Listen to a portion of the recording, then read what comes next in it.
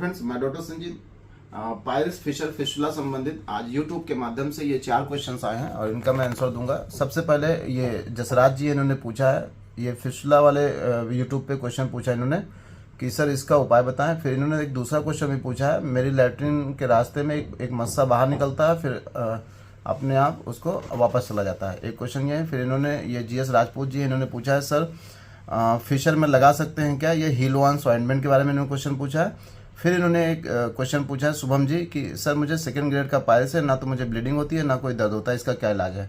तो सबसे पहले मैं ये GS राजपूत जी का आंसर देना चाहूँगा। फिशर में लगा सकते हैं क्या हीलोआंस?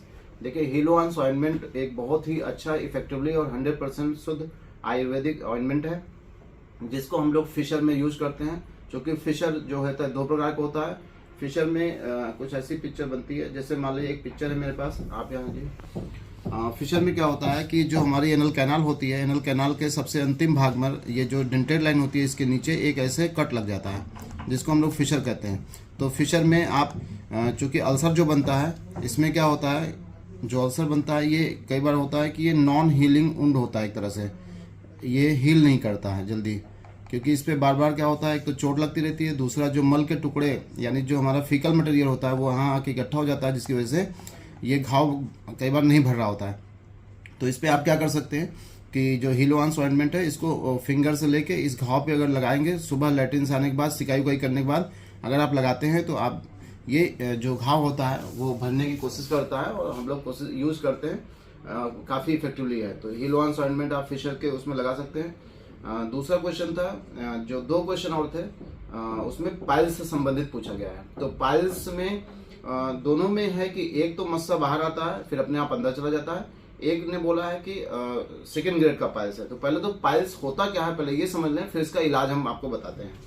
देखिए, जो इंटरनल हिमोरॉइड होता है, इसी में आप समझिए, यहाँ पे ये जो इंटरनल हिमोरॉइड होता है, इंटरनल हिमोरॉइड ये होता है, यहाँ पे आप देखिए, यहाँ पहले से मेंशन है, ये इंटरनल हिमोरॉइड होता है और ये एक्सटर्नल हिमोरॉइड होता है। एक्सटर्नल हिमोरॉइड ये वेनस प्लक्सेस होते हैं। जब इसमें स्वेलिंग आ जाती है वेनस प्लक्सेस में, जब ये स्वेल कर जाते हैं तो ये हिमोरॉइड में कन्वर्ट हो जाते हैं। तो हिमोरॉइड क्या है? वेनस प्लक्सेस का जो है फूल जाना या फूलना। तो वेनस प्लक्सेस जब यहाँ पे डेंटेड लाइन के ऊपर फूल जाते हैं तो उसको इंटरनल हिमोरॉइड कहते हैं, जब डेंटेड लाइन के नीचे फूल जाते हैं तो उसको एक्सटर्नल हिमोरॉइड कहते हैं। एक्सटर्नल हिमोरॉइड में कोई डिवीजन नहीं है, एक्सटर्नल हिमोरॉइड में कोई ग्रेड 1, ग्रेड 2, ग्रेड 3 नहीं बनता। इंटरनल हिमोरॉइड 4 प्रकार के होते हैं। इंटरनल हिमोरॉइड जो होते हैं वो गुदा मार्ग के अंदर होते हैं और ये 4 प्रकार के होते हैं और इनका जो कलर होता है वो बिल्कुल रेडिश होता है, लाल लाल होता है। जब कभी आप इंटरनल हिमोरॉइड देखेंगे तो बिल्कुल लाल लाल आपको दिखाई देगा, और जब एक्सटर्नल हिमोरॉइड आप देखेंगे तो आपके स्किन का जो भी कलर होगा यहाँ पे, वही कलर का एक्सटर्नल हिमोरॉइड बनता है। तो इंटरनल हिमोरॉइड जो 4 प्रकार के होते हैं, यहाँ पे हम देख सकते हैं इंटरनल हिमोरॉइड कुछ ऐसे दिखाई देते हैं। जैसे यहाँ पे हम देख सकते हैं, यहाँ पे देखिए, ये हमने एक्सटर्नल हिमोरॉइड यहाँ पे दिखा रखा है, ये इंटरनल हिमोरॉइड होता है। और इंटरनल हिमोरॉइड 4 प्रकार के होते हैं, कुछ ऐसा होता है। तो जो ग्रेड 1 का इंटरनल हिमोरॉइड होता है, जो ग्रेड 1 का होता है, वो गुदा मार्ग के अंदर ही रहता है, वो बाहर नहीं आता कभी। वो केवल क्या होता है, नो प्रोलैप्स, यहाँ पे कोई बाहर कोई बल्जिंग नहीं होती, मतलब गुदा मार्ग से कोई मास जैसा आपको बाहर नहीं दिखाई देगा, जस्ट प्रोमिनेंट ब्लड वेसल्स। यहाँ पे क्या होता है, केवल जो ब्लड वेसल्स होती हैं, जैसे मान लेते हैं हम, अगर यहाँ पे एक पिक्चर ड्रॉ करें, ये हमारी गुदा मार्ग है, ये एनल कैनाल होती है, ये एनोरेक्टल जंक्शन होता है। तो इसमें क्या होता है कि जो हमारा पाइल्स होता है, जो हेमोरॉइड होता है, वो केवल सूजा होता है, वहाँ पे हल्का सा सूजन आ जाती है, यहाँ पे प्रोलैप्स नहीं होता है, केवल हल्की सी सूजन होती है। लेकिन जो ग्रेड 2 का पाइल्स होता है, यहाँ पे देखिए ग्रेड 2 के पाइल्स में क्या होता है, जब हम मल त्याग के ले जाएंगे तो थोड़ा सा ये अपने आप बाहर आएगा, ये जो मस्सा है ये थोड़ा देर बाहर आएगा, और जब हम मल त्याग से उठेंगे बाहर तो ये अपने आप अंदर चला जाएगा। तो ये ग्रेड 2 का होता है। ग्रेड 3 में क्या होता है, मस्सा जो होता है, जो हमारा प्रोलैप्स होता है, वो हमारे शरीर से बाहर आ जाता है और हमें यहाँ पे फिंगर लगा के इसको अंदर करना पड़ता है। इसको जब हम अंदर की ओर धक्का मारते हैं तब ये अंदर चला जाता है। इसको बोलते हैं ग्रेड 3 का इंटरनल हिमोरॉइड। और ग्रेड 4 में क्या होता है कि एक मास लाइक स्ट्रक्चर यहाँ पे परमानेंट हमारे शरीर से बाहर लटका रहता है, तो उसको बोलते हैं ग्रेड 4 का फिशर। तो आप जब गूगल पे जाके पढ़िएगा तो आप देखिए इंटरनल हिमोरॉइड में ग्रेडेड जो होते हैं, जो ग्रेड 4 होता है, prolapse with inability to be manually reduce, मतलब हम इसको अगर फिंगर से अंदर भी करना चाहें तब भी अंदर नहीं जाएगा, ये परमानेंट बाहर लटकता रहता है। तो इसको बोलते हैं ग्रेड 4 का पाइल्स। अब क्या होता है कि ग्रेड 1 और ग्रेड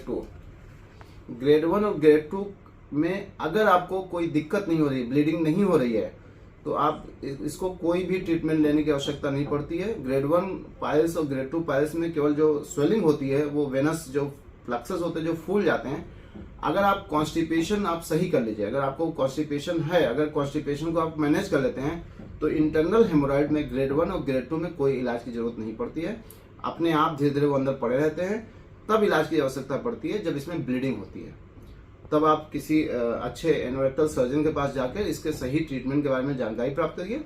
इसमें हेमोरॉइडेक्टोमी कर देते हैं और सही हो जाता है अगर ब्लीडिंग है तो। इसी तरह ग्रेड 3 का जो इंटरनल हेमोरॉइड होता है, वो मल त्याग के समय बाहर आएगा गुदामार्ग से, फिर आपको फिंगर लगा के अंदर करना पड़ता है। इसमें कई बार सर्जिकल प्रोसीजर की जरूरत पड़ती है, क्योंकि जब बाहर आ जाता है तो कई बार हमें इरिटेट करता है, उसमें से जैसे म्यूकस डिस्चार्ज होने लगता है। कई बार उसमें अगर मान लेते हैं कि आपको पाइल्स के साथ फिशर था, और फिशर की वजह से अगर गुदामार्ग बहुत ज़्यादा कॉन्स्ट्रिक्ट हो गई है, तो कई बार जो पाइल्स हमारे शरीर से बाहर आया वो चूंकि बाहर ही रह जाता है, और हमारी जो गुदामार्ग की मसल्स होती हैं, इंटरनल और एक्सटर्नल स्फिंक्टर, उसको टाइट कर देती है। तो ये जो ब्लड वेसल्स होती हैं, इसमें कंजेशन डेवलप होता है, और कई बार इसमें थ्रोम्बस बन जाता है, यानी खून के थक्के पड़ जाते हैं। तो वो बहुत पेनफुल कंडीशन हो जाती है। तो ग्रेड 3 के पाइल्स में और ग्रेड 4 के पाइल्स में आपको सर्जिकल प्रोसीजर की नीड होती है, जब इसमें बहुत ज़्यादा कॉम्प्लिकेशन आने लगते हैं और जब आपको बहुत ज़्यादा ब्लीडिंग की समस्या हो जाती है। तो आपको अगर इंटरनल एक्सटर्नल हेमोरॉइड है, तो सबसे पहले आपने एक अच्छे एनोरेक्टल सर्जन डॉक्टर को दिखा के कंफर्म कर लीजिए, फिर उसके बाद जो वो ट्रीटमेंट बताए तो आप उसको करिए। तो ग्रेड 2 के पाइल्स में जो भी क्वेश्चन था, उसमें आपको कोई सर्जरी की जरूरत नहीं है, बस केवल पेट साफ रखिए, अपने आप ये धीरे धीरे सबसाइड होता चला जाएगा, और हो सकता है एक दिन पूरा अपने आप ठीक भी हो जाए, क्योंकि जब गुदामार्ग पे ज़्यादा प्रेशर नहीं पड़ता है, तो हमारी जो ब्लड वेसल जो फूल जाती हैं, वो वापस श्रिंक कर जाती हैं और सही हो जाता है। ग्रेड 3 में जिसमें आपको फिंगर से अंदर करना पड़ता है, अगर आपको इरिटेट कर रहा है, आपको परेशानी पैदा कर रहा है, तो आप किसी एनोरेक्टल सर्जन डॉक्टर पर जाके इसका सही से इलाज करा सकते हैं। तीसरा एक क्वेश्चन था कि फिस्टुला के बारे में सर बताइए, इसका क्या उपाय है। तो फिस्टुला जो होता है हमारे गुदामार्ग पे आसपास, जैसे मान लेते हैं, अच्छा जो एक चीज़ और यहाँ पे सिखा देता हूँ, जैसे ये इंटरनल हेमोरॉइड जो होते हैं, चाहे इंटरनल हेमोरॉइड हो चाहे एक्सटर्नल हेमोरॉइड हो, इसमें लाइगेशन होता है।